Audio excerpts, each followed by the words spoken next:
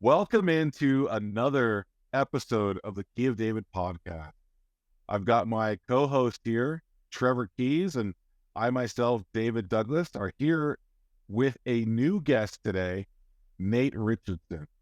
Nate's a friend of mine, someone that I've met at the Book of Mormon Expo conferences with Rod Meldrum that teaches the Heartland model, and I've met a number of different people there. And today we're going to be talking about a number of topics. One of them being evolution. Is evolution really legitimate, or is it something that really detracts or distracts us from what the Bible teaches? And so I want to just again thank you for coming on, Nate. Welcome you to the show.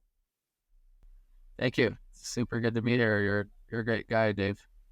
And Trevor, Appreciate it. I don't know you as good as I know Dave, but it seems like you're a good guy too. Welcome aboard. So tell us a little bit about yourself. Tell us, how did you get into this subject? Maybe even what you do for a living.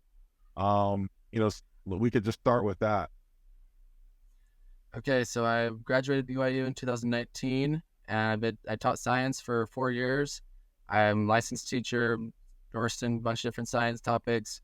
Right now I'm teaching history. It's my first year doing that. And I'm from Utah. Like I said, graduated BYU, studied all kinds of stuff there. And I learned that evolution is not for me.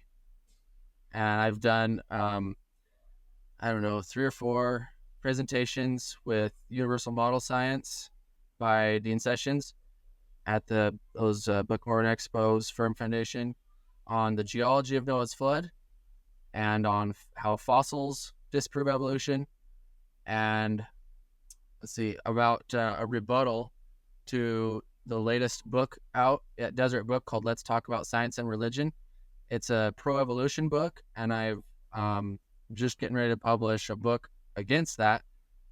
And then the other one is a big thing in Universal Model is the hydroplanet, basically the idea that, as the Bible says, the earth was made more of as like a water ball than a fireball, and how a lot of scientific evidence demonstrates that, the earth is just chock full of water, and it actually influences all the other branches of science dramatically, including biology.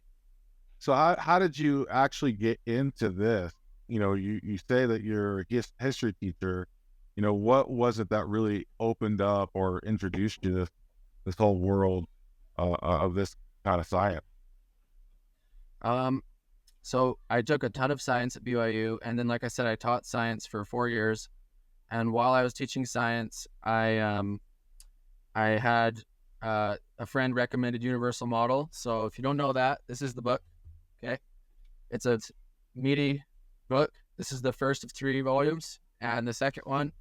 Okay, the first one's on geology and Noah's flood. The next one is, and it's the water model.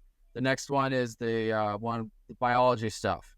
Okay, this is. Do these books essentially follow scientific model, but on terms of the 6,000 year theory? So there's 2 things that these books do. One is that Dean Sessions is a scientist. He conducts experiments and publishes the results. The other thing is they gather quotes from academic journals and leading scientists and compile them in here. It's all color coded in blue. And so a friend of mine,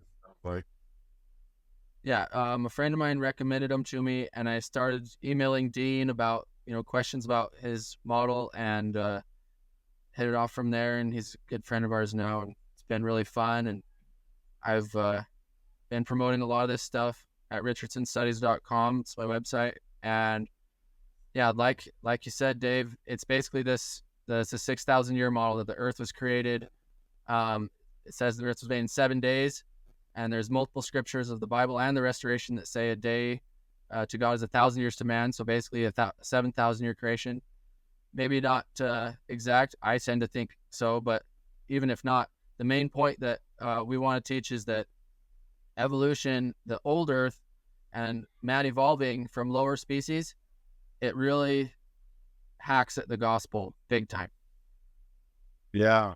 Yeah, I think that what I find most intriguing about this subject is the fact that, as Latter-day Saints or as Christians, the fact is we believe in the Bible, we believe in the Book of Mormon, but both those records have a very different story about how the earth was created than academia. And, a lot of people are questioning, they're wondering, like, hey, what's earth really all about, or how do we get here?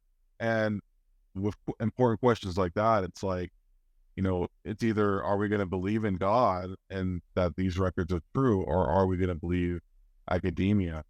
I think that's what I find really intriguing about this. Yeah, the main idea of evolution is that humans originated from below, from the animal creatures. The main idea of Christianity is that humans originated from above, from God.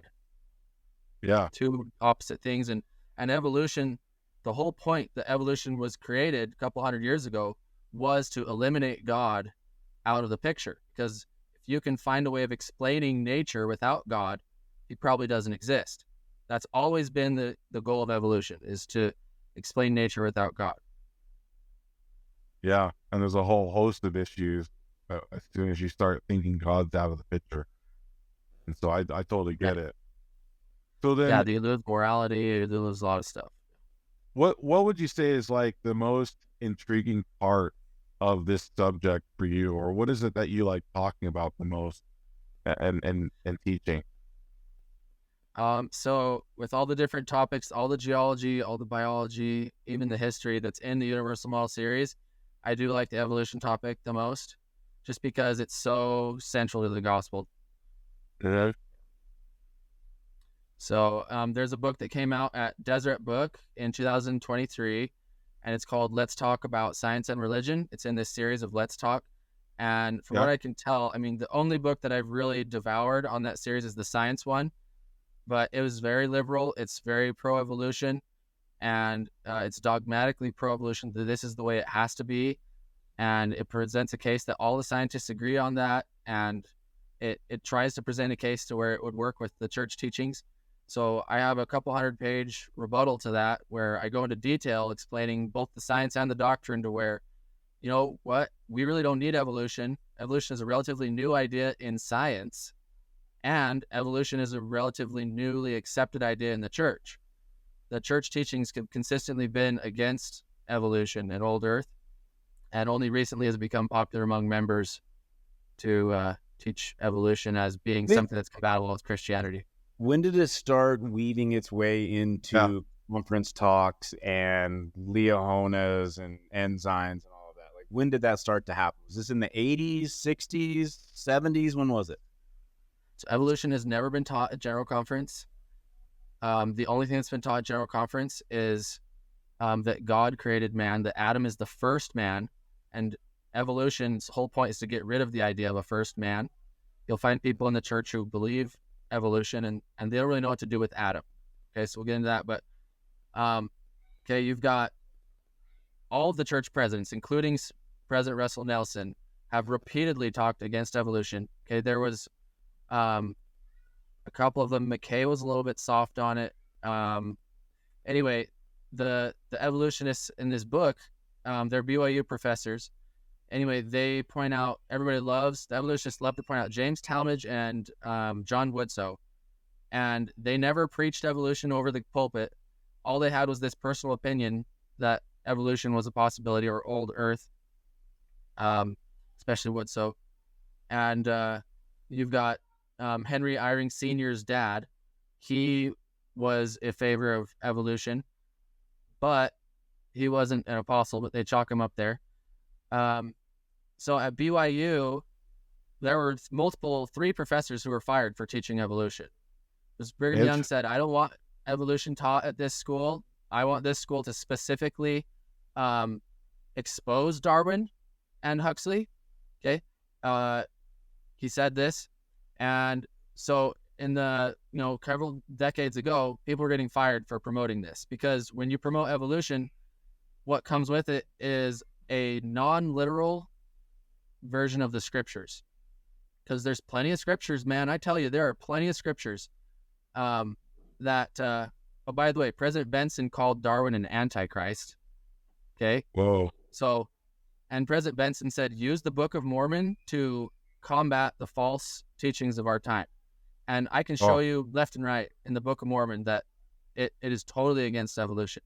So eventually, do you have some references that you can show on those things? Like, do you have that in a presentation or?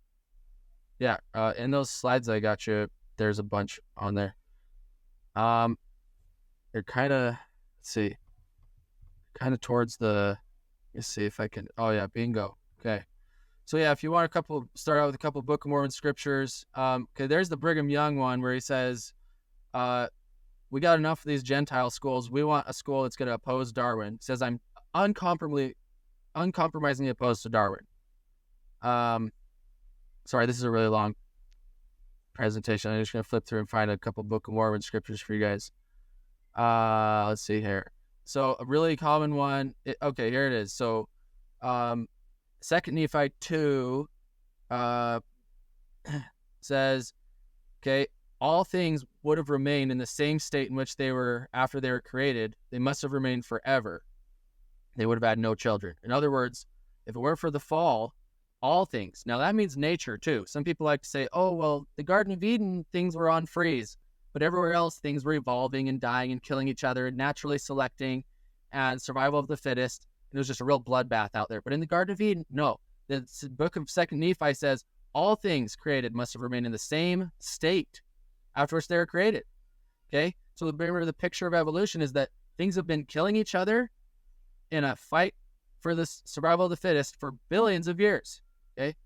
And the Christian perspective, which the whole purpose of the restoration is to say, hey guys, guess what? Y'all forgot the Bible? Let's give you the Book of Mormon too. Okay, you're really forgetting it. The basic Christianity, okay? If you guys had any questions about Christianity, here's the Book of Mormon just to make it super clear, okay? So they wouldn't be able to have children, okay? If there's no having children, okay, how are you going to have evolution? Because evolution means thousands and thousands of generations. And according to evolution, death brought man into the world. According to the Bible, man brought death into the world. Again, evolution is a theory of the devil, and it diametrically opposes the restoration. Darwin was around at a similar time to Joseph Smith as well. So the kingdom of the devil came up at the similar time. Darwin and Marx, okay, similar time. Okay, another one is Alma 18. There's lots of scriptures that say man in the beginning was created after the image of God. So we're in the beginning, was man created? So the question is, who is Adam's dad? Okay, was Adam's dad a hominid? Was he someone who was moving up the spectrum of animal, but not quite human? Okay, and then baby Adam was born, and Adam was the human. Okay, we have to answer, who is Adam's dad? Okay, because the Bible says, this is repeated in the Book of Mormon, it gives a genealogy chart, Luke chapter 3, and it says Adam was the son of God. Now this is a genealogy chart, and would it all of a sudden say Adam is the son of God if Adam wasn't literally the son of God? This is a big point of the restoration, is that God has a body. God can propagate his species. Okay, God is a married man, and he has children, and Adam was one of those children. Okay, so this is very different. There's more Book of Mormon scriptures. They're all over the place. There's a whole book on this. It's called Clark Peterson, Using the Book of Mormon to Combat the Falsehoods of Organic Evolution. Okay, there's Pearl Great Price on it. There's Doctrine and Covenants on it. It's all over the place. And I guess I'll get to more in a bit, but in the 2 Nephi chapter 1 verse 10, it says that in the last days, when we have all this knowledge of how the creation worked, we will reject it. We are in a state, and let me tell you guys, let me make it very clear. I'm a member of the church, and I honor my membership in the church, and I sustain the brethren and all that. Okay, but I'm pointing out the Book of Mormon says our time is prophesied that we will reject knowledge of creation. And by adopting evolution science, we've now taken and we've said, you know what, our top priority is evolution, and science. We'll worship at the altars of science. And anything that religion says, it has to first check with science to make sure it's okay to say that. And that's a big theme that comes up in this book. So I'm curious. I mean, for some folks, they're going to be hold on to academia. There's folks that are questioning religion, even in our church. And some of those folks are, they will turn to science and say, see, here it is. Like, it's proof that that evolution is real. Like, they'll point at some of the progression of animals, or they might say Lucy, for example. I'm familiar with a little bit of this stuff. Lucy, which is a set of bones that was found, that's the missing link. Is there anything that you have that you show to people that have these kind of statements or arguments that kind of help clarify and kind of maybe honestly just blow it out of the water, those ideas? Yeah, so let's get into the science. We've talked about the religion. How do I pull this up? Okay, let me go back a bit here. Okay, and by the way, if you didn't know, President Nelson said monkeys have always been monkeys, man has always been man, dogs have always been dogs. That's just the way genetics works. And that he also pokes at the Big Bang. He says this was completely ridiculous. And what I want to know is why those statements were not found in this book there it is right here. It's called Let's Talk About Science and Religion. It's being sold at Deseret Book, okay, by Jamie Jensen and Seth Bybee. They're BYU evolution professors. And why aren't these quotes from President Nelson in their book that's being sold at Deseret Book, a church-owned bookstore? But yeah, let's talk some of the science. So could it be the Deseret Book has been co-opted? I don't know what's going on, but I have a buddy who tried to publish some books that are not friendly to evolution at Deseret Book that take the other side of things, and Deseret Book said, that's not our brand, we're not going to publish that. So they've actually said they're not going to publish stuff that favors creationism. Is that right? Absolutely. Yeah, no chance. The academics are in control of Deseret Book and BYU. Oh. Absolutely. Okay, let's do the nice thing about this little book. That just makes me really concerned, because it's like, I don't know. I mean, the quotes from President Nelson himself, I'm just blown away that you've got that stance from someone who's a doctor who would probably favor. I mean, I think just recently, the church has invested a lot into BYU in a medical wing, like to teach doctors, to raise doctors, and he's made a statement like that, and I just mind blowing to think that there would be that kind of position with BYU and Deseret Book. Yeah, the only thing they quote from President Nelson in their little book is that he came to the dedication of the life science building on BYU and said, this is going to be a great place to learn things. Okay, they didn't dare touch any of his controversial stuff. And they quoted also, they had the audacity to quote Brigham Young in their book, and they quoted him as, the only thing they quoted Brigham to say was, we should embrace all knowledge. Okay, that's great, but what do you think? What do you think the agenda is? Like, why would Deseret Book and BYU be on this train? I think the saints are desperate to fit in.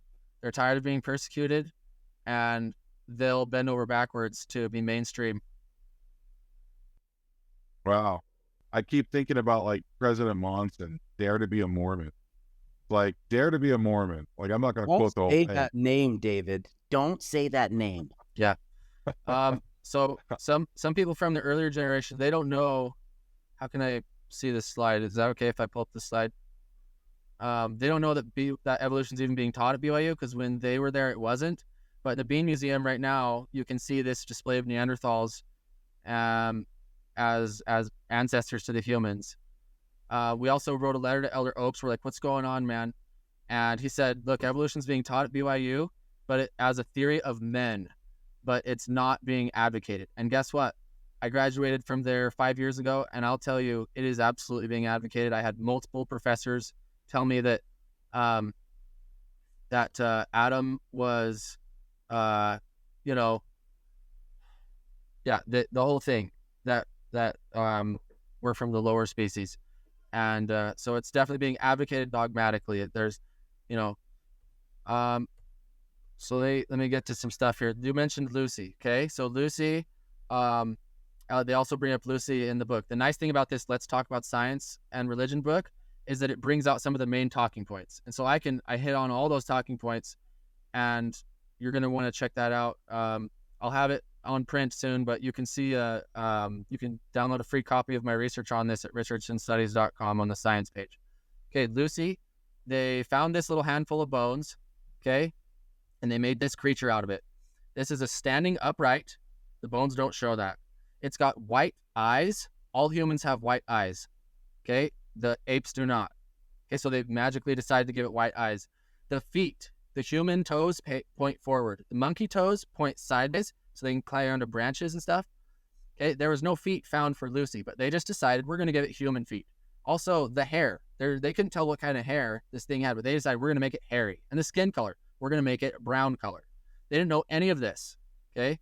So Lucy, based on the real evidence, okay, it's either just a monkey or it's some kind of a pygmy skeleton. And in fact, the skeleton was close to a pygmy area. And there's photographic evidence of pygmy ancestor skeletons that do look a lot like Lucy. Also, the guy looking for Lucy was 2 weeks running out of grant money to find the missing link. Okay, they're always looking for the missing link to connect the primates, okay, and the humans. So all the money. Let's do a couple more. Okay, the Piltdown Man. Well, it's interesting.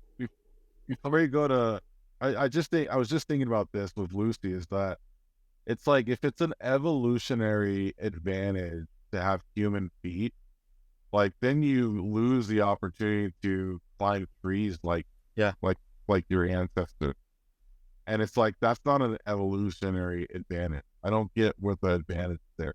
And then, do they have an explanation on environment? Like maybe that's the reason, or do they have a better explanation for these changes, like white eyes and human Yeah, man, feet? they'll cope with all kinds of crazy mental gymnastics, like, oh, the predator situation, like they needed the dark eyes and now they don't need the dark eyes. It's all just fairy tales.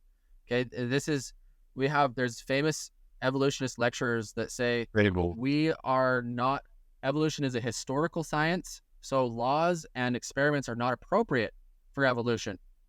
Okay, and often the creation scientists, they get blamed of, oh, being anti-science or we're pseudoscience. In fact, in this Let's Talk book, they just with a sweep of a hand, they say everything that doesn't support evolution is pseudoscience. Okay, but who's the ones who are saying don't do laws and experiments, don't do tests and experiments? Okay, guess what? We actually can do tests and experiments to find out if evolution is true. One example is we say it takes millions of years to form oil and coal, right? But guess what? We can do that in a laboratory now. You can manufacture coal that resembles exactly natural coal. It's just more expensive, so we don't do it. It's cheaper to just pull it out of the ground. Another thing is Dean Sessions, Universal Model author, he has taken wood and he has been able to turn it into a rock. In other words, petrified wood.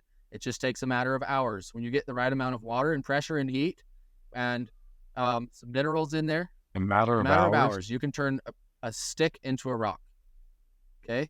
When you've got the right condition, and that's a key point of universal model science, and that many creationists around the world advocate, is that the flood of Noah is when all the dinosaurs died. It's when all the fossils were made, all of them, man, because the conditions for fossilization, they don't exist outside of a very rare thing. When an animal dies now, its bones are going to be scavenged. Okay, just because you get buried in the mud doesn't mean you're going to turn into a rock. Okay, to turn a bone into a rock or a tree into a rock, very unique conditions. Okay, and the Bible says the flood covered the mountains. So we're talking a really deep flood, okay, like a 5-mile deep flood. And by the way, it wasn't just a local flood like the academics like to say, because guess what? If it was a local flood, why didn't God just tell Noah and his family to pack up and move? Okay, No, they had to get all the animals on this boat because the Yeah. whole world was being judged and condemned for sin. And that's another thing, is when you take the scriptures literally, you see that God isn't just your buddy. He also means business when he gives the commandments. Okay. And So then how do you describe the flooding of the earth? I okay, mean, I'm sure you looked absolutely. at studies or So subjects like like I said, that. the best models that I've seen are in the universal model books. They're done really well. Okay. So the summary on how the flood happened. Okay. And there's a lot of others that have a similar idea to this. Basically, a comet nearby passes Earth and it throws off the rotation just ever so slightly to where it cracks. Okay. And the book of Genesis says the fountains of the deep happened. A lot of atheists will make fun of the flood of Noah idea because they're like, look, if all the atmosphere came down as rain, you only have an inch of water to cover the whole earth. Doesn't sound like a very bad flood to me. So guess what? Most of the water for the flood was from underneath the earth. And this is why another part of the universal model discovery is so important, that there's so much water inside the earth, because that's where the flood water came from. Okay. It happens like this. The earth's crust is, now mainstream science agrees that underneath the crust is this liquid material. Okay. They say it's molten rock, but we would say it's a slurry of mud and water. Okay. And that's a whole nother ball game, man. I got all kinds of stuff on that. We won't have time to go into it, but to give you the general picture, in the flood of Noah, the cracks happen. Okay. You know how in a baptism we go under the water and then we come back out? Okay. The earth was literally baptized at the flood of Noah. Yeah. Basically, the crust went down beneath the water for the period of, what was it, a year or 40 days or something? I don't know. I think it was a year. And then it came back up out of the water. So the crust of the earth was baptized. Okay. And that's a more important thing there, is that the earth was baptized. It's going to die. It's going to be resurrected, all this. Okay. So, and eventually returns to equilibrium. In the days of Peleg, okay, it goes from Pangea, one mass, to breaking up. Okay. You get the mid-Atlantic ridge, was this major fissure where the waters came out. This water, Dean calls them hydro fountains. These are basically volcanoes that spew out water for miles high and make big problems. And actually, the main thing that still comes out of volcanoes today is water. Mount St. Helens erupted. No lava came out. The main thing was water vapor. Okay, so there's a bunch of water under there, and that's how the flood happened. Okay. Now, where were we? We're talking about more Neanderthals. Can I put the slides back up? Okay, so go ahead. Yeah. Yeah. Hey, while you're doing that, let me show a video that is just a fun seguiter here. Share screen, Chrome tab. Okay, so I found this years ago. Look at this. This is 12 years ago video. And I found this just going through 23andMe, their YouTube channel. And this is so fascinating to me, because here they are talking about pre-human history, and they go through and they're doing all their ages, and like, and all of a sudden you get to this section where they're talking about genetics and DNA, and they come to the section where I'm going to play right now, and it is 100,000 years ago. Now, there's something that flashes on the screen as they're talking about this, and they don't talk about it. So I want you guys to see if you catch it, and we'll rewind it. Here we go.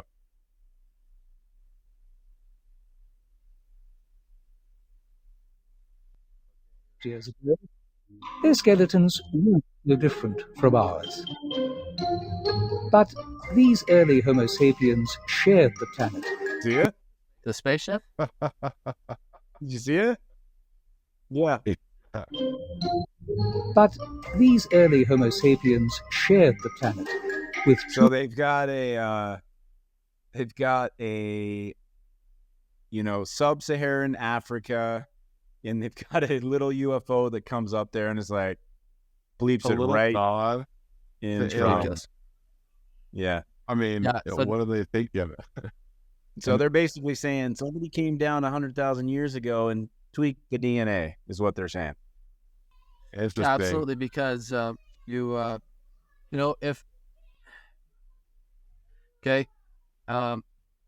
if there are any Neanderthals, okay, they are people with PhDs, and they're people who don't take the scriptures literally. No, actually, what I was going to say is, if there are any kind of weird animal people, they didn't come from before Adam. They came from after people making covenants with the devil. Okay, let me just say that. And because we're made in the image of God. Genesis 6 type stuff? Is that what you're talking about? I don't know, man. I really don't. All I'm saying is, I don't believe there's sufficient evidence for all this pre-Adam stuff. If you read the D&C closely, actually Adam was the first flesh on the whole earth, and the animals came after him. So Adam was here first. Not to distract, because I know you want to get to the slides again. I just was curious about what have you ever read any of the was it apocryphal works, and see what's been said about other descriptions of the earth and its creation?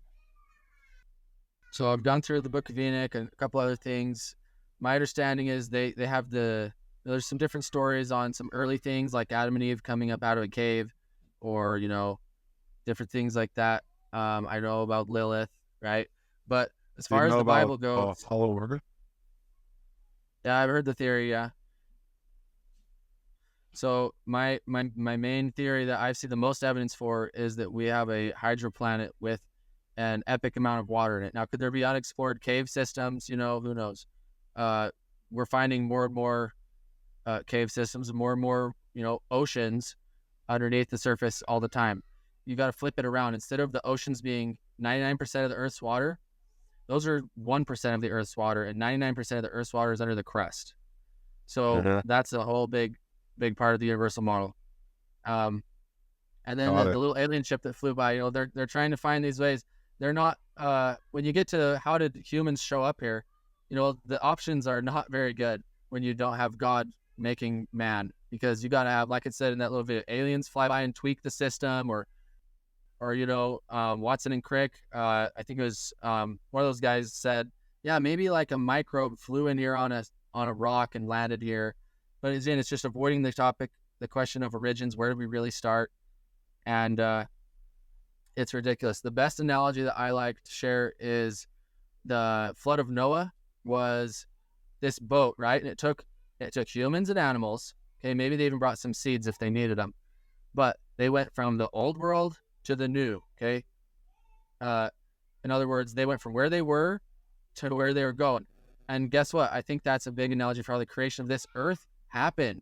And when you look at some of the statements of the church leaders, that is how they describe it as well. That okay, so God shows up here. He brings animals with him. Okay, Joseph Smith even said that the animals did not originate on this planet. He brings them with him. Okay, and he has Adam and Eve start the show. Okay, as highly intelligent people, and he brings the seeds. Like starting a new farm is the analogy that Brigham uses. Yeah. And the Egyptians have all these pictures of God sailing around in a boat, When you're reading these, are you in your mind visualizing this like, millions of years advanced Elon Musk coming to Mars with animal, or are you visualizing this as like God just being able to, through time, transport live animals? How do you process that? So obviously I don't have the details, but let's look at what Jesus did. He healed people instantly. So Jesus doesn't need millions and billions of years to create things. And, how do you get stuff from one place to another? I don't know. But with all the advancements we're making, it's not a stretch of the mind at all. Seems like a piece of cake. I mean, we've almost figured it out. Of course, God has it figured out. God has it figured out. So, yeah, that's the way I see it. And there's a lot of support in the restoration for that. What more do you want to show us here? Let's go through some more of these slides. There's all kinds of stuff, man. But yeah, sure, let's do some slides. So, Piltdown Man, how do I get this up here? Okay. Piltdown Man is a jawbone of an orangutan with fragments of a modern human skull, praised as the missing link for 40 years before the hoax was discovered. And it was published in 500 academic journals. So when you get these legends of all this pre-Adam stuff, man, this was accepted for a long time. It's still accepted, and they're just hoax after hoax is what we're fighting. Okay, the next one here is Nebraska Man.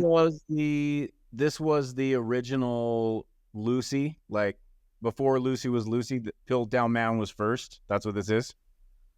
I don't know which one was exactly first. Okay, but these are all at one point or another. These are all different versions that they thought were missing links, and then they've been discredited. Is that what you're saying? Yeah, I'm showcasing different things that they thought were the missing link that have been discredited, and you can look it up on Wikipedia. These are known hoaxes. Okay, Hilton Man was the broken, teeth filed down, jaw broken in the textbooks for 50 years. The point is, we'll throw away our religion in 2 seconds if science says, no, you're not allowed to do that. But really, it should be the other way around. We should hold on to our faith first. And the author of the Let's Talk book, in her descriptions of how Adam came, she says, well, maybe the monkeys, maybe the animals evolved until finally they were ready, and then Adam came in. God put the spirit in Adam. And, if we have God as the creator, we don't need evolution. That's the point. Okay? There's just these zany theories. If you have God as creator and evolution as creator, it's like, pick one, man. You can't have this weird Christian evolution hybrid. It looks stupid, for one, and for two, it flies in the face of logic and scriptures and science and everything. Let's go on to another one here. Okay, a lot of these skulls, they'll have the big eyebrow ridge, right? Well, if you grow a long time, and it says before the flood, people grew a really long time, your eyebrow ridge keeps growing. Also the jaw bones, okay, and the cheekbones. Your bones grow where your muscles grow more. So if you're chewing a lot, a lot of plants and all this, okay, you can get larger certain parts of your face, okay. The elongated skulls, cultures have had ways of changing those, so don't be deceived by those. Okay, also just a lot of these Neanderthal hominid claims are just monkeys, man. There's different shapes and sizes. Okay, also disease. Okay, you could have kyphosis, scoliosis, these different diseases to where you're going to look weird, or maybe you have, a weird jaw, or there's all the kinds of ways. Okay, scientists say we have a desire to see the story of bipedalism as a linear progressive thing, but evolution doesn't evolve toward anything. It's a messy affair full of dead ends. So if this gradual account isn't how it happens, why is this what our kids are learning? Because I guarantee you, this is in your books. This is what your kids are learning. They take these statue guys and they just dress them up with whatever skin color they want, however much hair they want. Okay, more scientists there saying it's scientific. It's not scientific. It's subjective. This story, okay, it's a fairy tale. If you take a princess and she kisses a frog and he poofs into a prince, it's a fairy tale, right? But evolution is the princess kisses the frog, and millions of years later, the grandchildren of that frog have become princes. Guess what? Even if you throw in the magical ingredient of time, it's still a fairy tale. It's still completely bizarre. Let's see here. Darwin, he said, the geological record is more imperfect than most geologists believe. This tree of human ancestors is just full of gaps. That's why I'm looking for this missing link, right? A lot of gaps. Okay, it's not a gradualistic account. A truly evolutionary classification will never be a reality. This is another scientist. Okay, why do we have these fossils? If the fossils are these millions of years old, right? And humans appeared 300,000 years ago, our Homo sapien.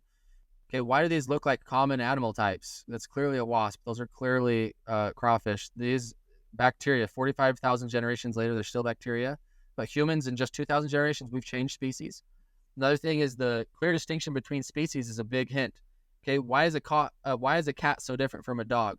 Why are there these big differences? If evolution was true, you'd have 1,000 cat dog species. You wouldn't be able to tell where the one started and where the other ended. So the fact that we have a lot of very different species is a big point that you didn't evolve from a common ancestor. Okay, let's go to a few more here.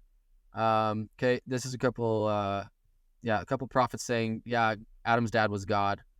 Okay, let's go to a few more science things here. This is a fun one. Who's your daddy, SpongeBob or Heavenly Father? Did you evolve from a sponge or from a god, right?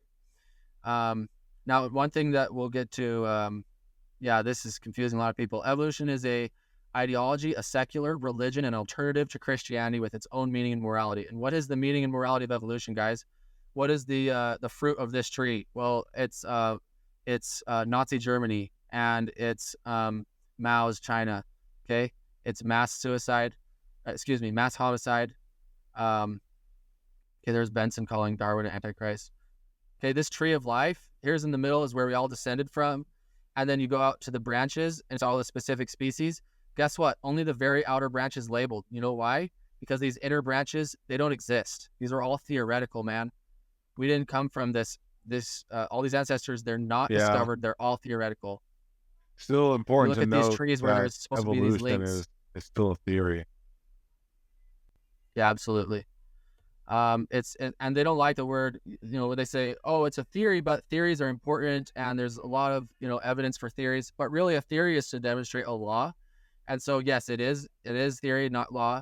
It's different from the law of gravity, right? That we can observe and actually prove. Who has seen, Darwin said he could envision a polar bear turning into a whale. Okay. The question is, who has witnessed one species turning into another? The answer is no one. Okay, and the first presidency, they said, we're not hostile to real science. We want demonstratable science that doesn't fly in the face of logic.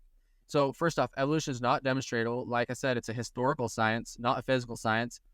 And they're trying to, the government has pumped all kinds of money. When we were in the space race against the Soviets during the Cold War, the government pumped all kinds of money. They said, well, the Soviets are better at science because they teach more evolution. So there was this campaign to fund all kinds of money into putting evolution into all of your branches. And by the way, there's this Bill Gates thing called Big History now, where it's teaching history, but they pause every minute to show, like, oh, let's talk about the Mayflower. And guess what? The Mayflower was made of wood, which evolved millions of years ago on this and this. And they're mixing in evolution with everything, man. Evolution is an apocalyptic theory of doom. It is a cancer that's spreading into all sciences, and it's intentional, and it's evil, man. Okay? The geologic column. Okay, this was made before absolute dating. In other words, this was just relative dating based on layers. And the scientists will admit that this was, that without the theory of evolution, the geologic column wouldn't exist. It was based on the theory, okay?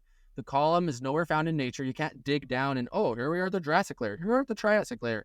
It doesn't exist. And there's also circular reasoning here that you date the rock based on what layer it's in, and you date the layer based on what rocks are in it. And when you think about that, that's circular reasoning. There's all kinds of circular reasoning in this stuff. And I was in a geology class in college once. They said, tell us why this is not circular reasoning, because they know it's a weak spot. And so we all had to come up with these circular reasoning essays to pass the class, right? So another thing that you're going to want to know, let's see here. When you leave a species on its own, it's going to revert back to its normal way. For example, if you take a dog or you take this pigeon, you can breed all kinds of weird looking dogs, weird looking pigeons. By the way, you'll never breed a cat out of a dog. For example, if you cross a donkey and a horse, you get a mule, but can the mule reproduce? The answer is no. No. It's infertile, because there are absolute boundaries in genetics. Like President Nelson says, that's just the way genetics works. And so if you want to do real science and you want to say, well, maybe if we wait a million years, it would happen. The answer to that is test in a lab, brother. Let me know when you got the results, because it's not going to happen. So you can make that up as a nice story. What this makes it look like is that for the longest time, you have Christians and evolutionists or scientists that are getting answers. And when I hear President Nelson's quote, like when you quote President Nelson, it's like, he makes it really simple. It's just like, the answers are already there. They're already laid out. We don't have to try and find anything else.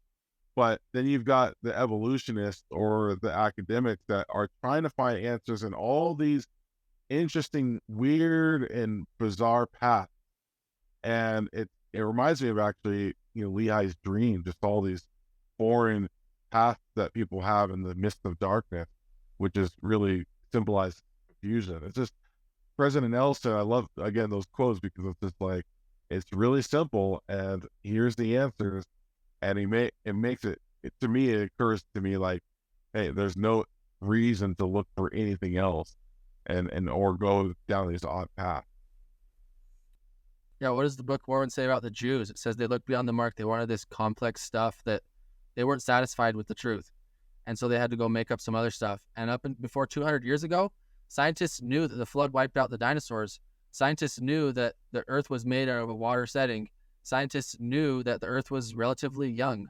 There's all kinds of evidence for it. That's the thing, is you're getting evolution, okay, is a carefully protected state religion.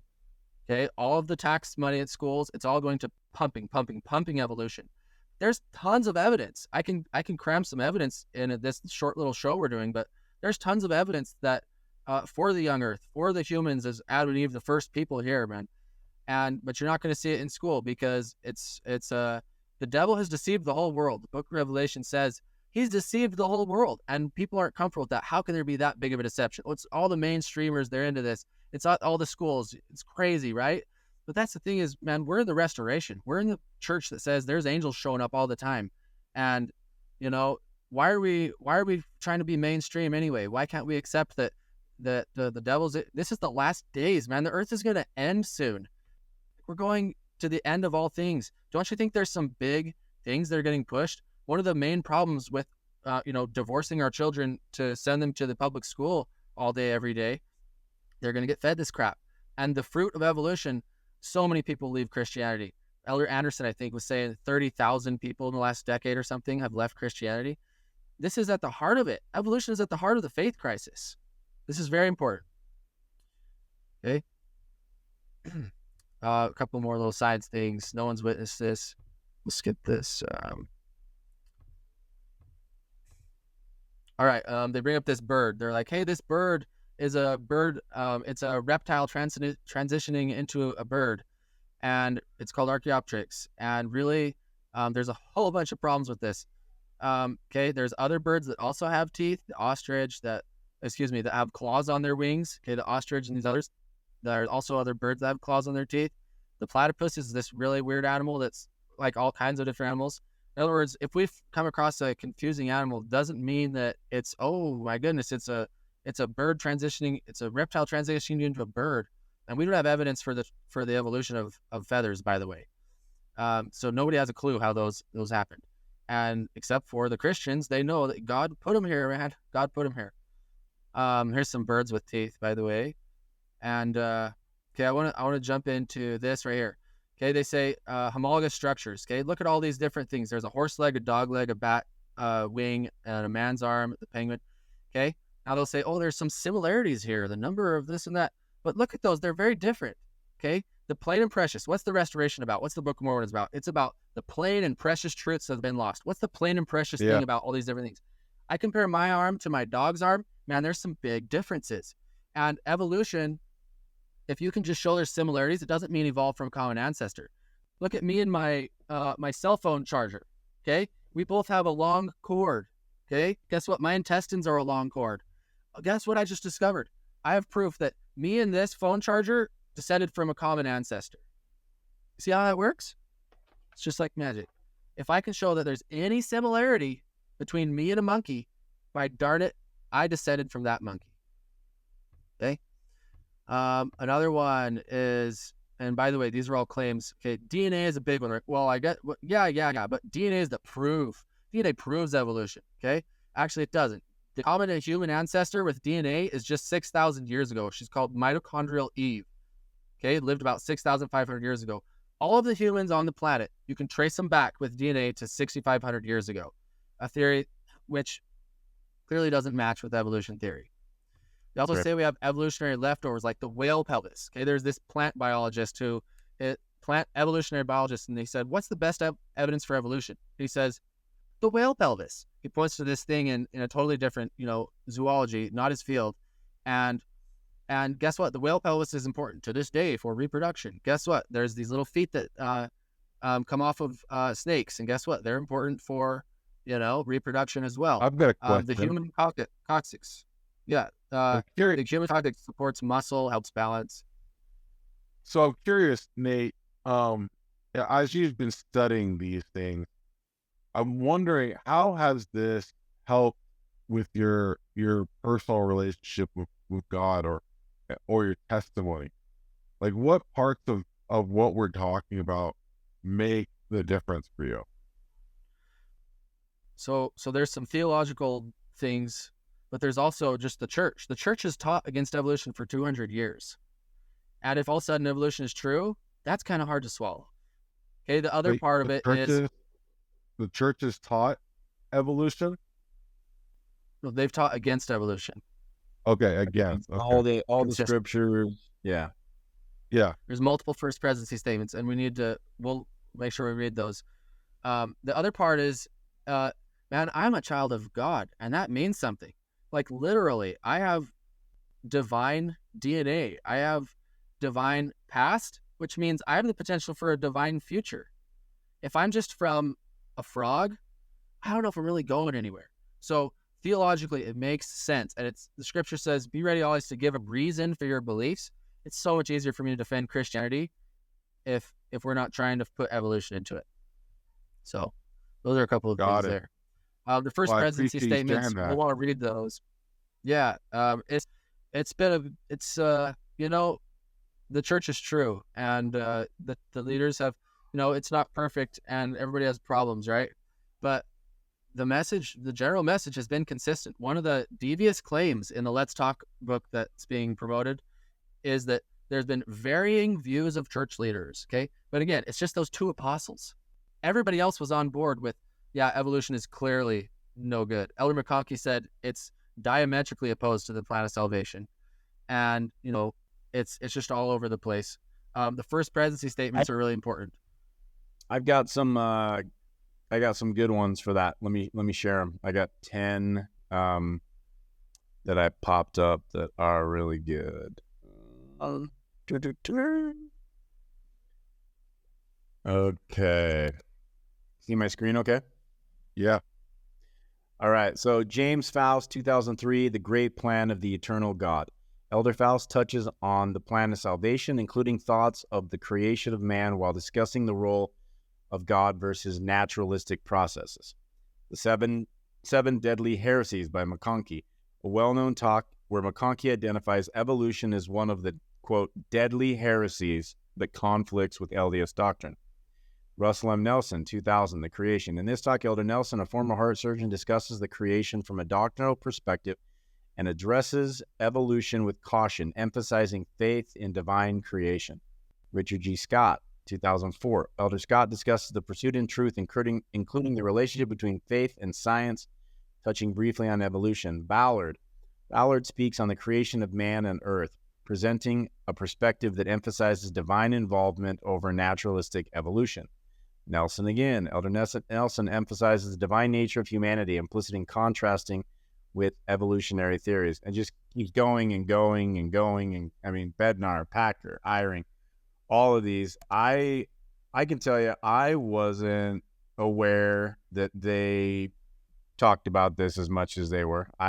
This is news to me, and I'm coming from and we talked briefly before this, but you asked me my position, and I'm definitely more swayed to study this more. But coming into this, I still believed I was a child of God. I didn't have any problem with a controlled evolution process, and I could see God being able to do that. Like all things are possible to God, right? And so for me, I just latched on to all the dates, the $100,000 hominid merge, and I was able to reconcile all those things together. And like, okay, fine. And then eventually there was Adam, and from that point forth, I agree we're counting days. And that's super important for a messianic timeline. But yeah, man, I really have enjoyed what you've shown. It's making me look at it differently and want to study it before, because in the past, I guess I wasn't, I was oblivious to the prophets and apostles talking about how it's a heretical doctrine. Yeah. That's new to me. And that makes me go, They've spoken a lot on it. Yeah. So I'm willing to take another look at it. I still would say I'm like 70% where I was before, but opening 30% up from coming into it's a big move for me. Yeah. So Nate, as we're wrapping up, I'm curious to know if there's any final words that you have to share maybe to our viewers and on this subject, and maybe something that you want to leave with them? Any thoughts there? You could go all day, every day for the next couple months and talk about the evidences and stuff. The first presidency statements, okay, they clearly said that these are theories of men, that man evolved from lower orders. They are not in alignment with the restored gospel, and well,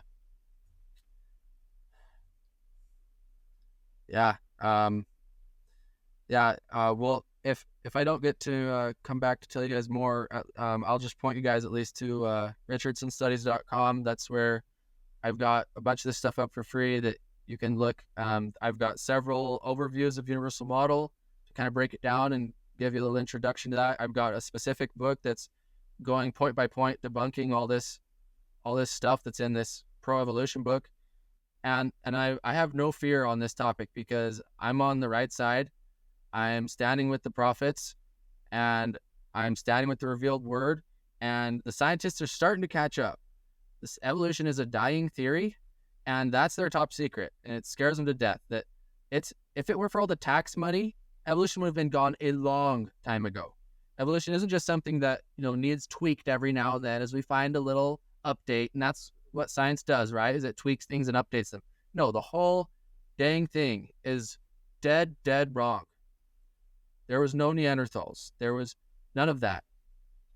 And the picture of Christianity, especially the picture of the restoration, does not need evolution at all. And so we don't need to hold hands with the world and try to adopt this theory that from its inception was atheistic. The people laugh at us when we say God used evolution, because for one, it's stupid, and for two, that's like saying capitalists use communism. It's like, what? They're two complete opposites. Yeah. So I'm really passionate about this, and I love it. I thank you guys for having me, and anytime you want to talk about it some more, I'm game. Yeah, well, thank you so much, Nate, for coming on to the show and introducing us to this subject. And all the quotes from general authorities. I would recommend that if you haven't heard about this subject before, you could definitely go to Nate's website, richardsonstudies.com, where you can be able to see some of the articles. I've been there myself. I've seen. You even have this presentation, I think, available on the website, so people can be able to download the slides and see for themselves some of the evidences or stuff. If you don't mind, one thing that we didn't bring up was carbon dating. If you won't mind, I'll say just like 2 seconds on that, because a lot of people, it's called absolute dating, because you send a sample to a lab and you get lab tests done to tell you how old that thing is. And people are like, man, yep, that's it. Case closed. The Earth is billions of years old, and humans are millions of years old. Life came here several billion. Okay, there's a lot of problems with carbon dating. Okay, it's assuming that there was a certain amount of carbon, of argon, of all these different things, potassium in the beginning. It's assuming the decay rate was constant. It's based on uniform theory from James Hutton 200 years ago. That everything happens in this slow, similar thing. It doesn't allow for catastrophes. The flood of Noah would mess this up. It would rock this stuff. And it literally did. It turned stuff into rocks. Okay. But scientists have admitted that they have their idea of how old the Earth is and all this. Okay, because guess what? For evolution theory, the Earth has to be old. Because we've proven, okay, how you get that little guy who shows up when the president says something he's not supposed to say. Sorry, you're not supposed to say that, sir. Well, the same thing happens. The mathematicians, they come to the biologists. They're like, no. For this, 14 billion year scenario, you need longer than that to mutate and develop by natural evolution, natural selection, one single gene. Okay, you don't have time for this. The scientists have admitted in their publications and speeches that when they're doing these tests, if a number doesn't fit the theory, okay, if it's a little off, they don't put it in the main text, they put it in a footnote. And if it's way off, they throw it out, and they throw out over 50% of the dates. Okay. Also, if you take a rock, you break it in half, and you send one in as sample A, and you say, how old is this? And they'll tell you. And then you send the other half in a different day and say, this is a different rock. They'll give you two very different numbers.